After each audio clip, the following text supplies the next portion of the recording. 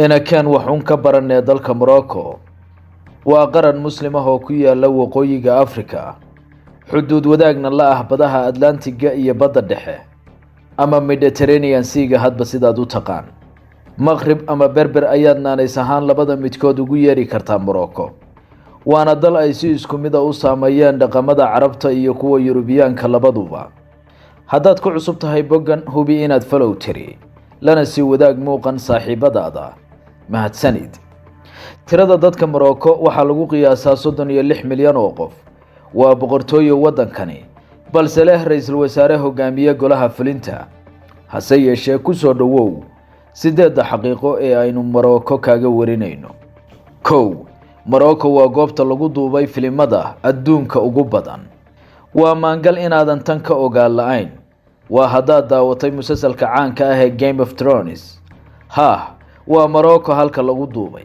haddaadan kaas daawana waa dhab inaad filimo badan oo Eurobiyaan iyo Hollywood kala fahantiisu sameeyeenba aad ka dhex aragtay deegaanka Morocco sida Mission Impossible, Babel, Kingdom of Heaven ama The Mummy Returns Casablanca iyo filimo kale oo caan ah kuwa oo dhamaantood halkan Morocco lagu duubay. Morocco waxay farsamo ahaan ka wada tirsan tahay qaaradaha Yurub iyo Afrika. Kaliya 8 mayl ayay xadka Yurub gaar ahaan jasiiradda Gibraltar u jirtaa Morocco. Sababta awgeedna waa tan dhaqamada reer Yurub saameynta togan ugu leeyihiin Morocco, gaar ahaan Isbaanishka oo halkan laga heli karo af iyo dhaqankiisaba. Saameyn kale oo xoogan Faransiiska ayaa ku leh Morocco oo isagu gumaystay dalkan luuqadiisana halkaasi looga hadlo. 3 kala duwanaanshaha dhaqan iyo af ee bulshada dalkan ugu yaraan 4 luuqadood ayuu ku hadli karaa qofka Moroccaanka ahi sida Carabi, Faransiis, Berber iyo Spanish la fahantiisa.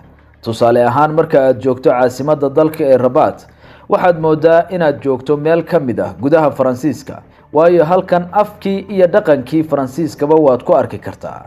dhinaca galbeed ee dalka waxa badanka looga hadlaa afka Isbaanishka waana taas mid muujinaysa saameynta xoogan ee gumaystuhu halkan ku yeeshay.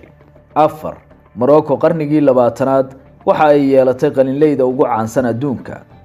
xudun ahaanshaha Morocco ee dhaqamada kala gedisanay waxa ay sahashay in qorayaal badani rug ka dhigtaan dalkan kuwa oo halkaas ku soo saaray buugaag caan baxay iyo halabuuro kale oo meelgal noqday.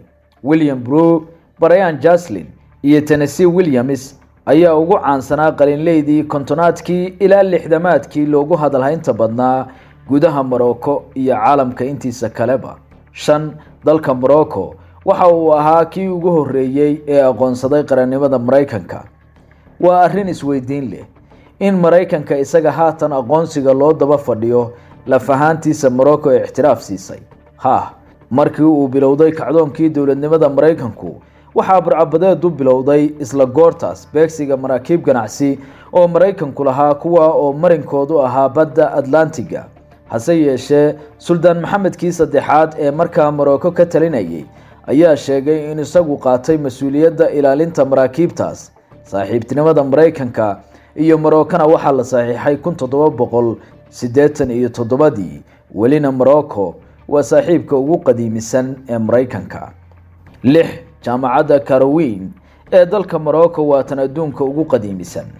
tani waa jaamacadda adduunkeena ugu da'da weyn sida la wariyay taasoo la aasaasay markii taariikhda miilaadigu ahayd 859 waxayna ku taal magaalada Fez ee gudaha dalkan. taariikhda durugsan ee la dhisay ayaana ka dhigaysa duqda jaamacadaha dunida saameyn weyn ayayna ku leedahay taariikhda aadanaha. 7 boqorka Morocco waa qofka shanaad ee ugu hantida badan Afrika. qiimeyn ay samaysay shabakadda Forbes sanado ka hor ayaa lagu sheegay in boqor Maxamedka 6aad ee Morocco yahay qofka shanaad ee ugu hantida badan qaaradda Afrika ka oo shabakaddu hantidiisa ku sheegtay 5.7 bilyan oo dollar. sanado ka hor sidoo kale waxa uu qiimeynta Forbes ka galay kaalimaha ugu sarreeya ee boqorrada adduunka ugu taajirsan. 8 boqortooyada maamusha Morocco waa tan labaad ee ugu muddaxilaadka dheer adduunka.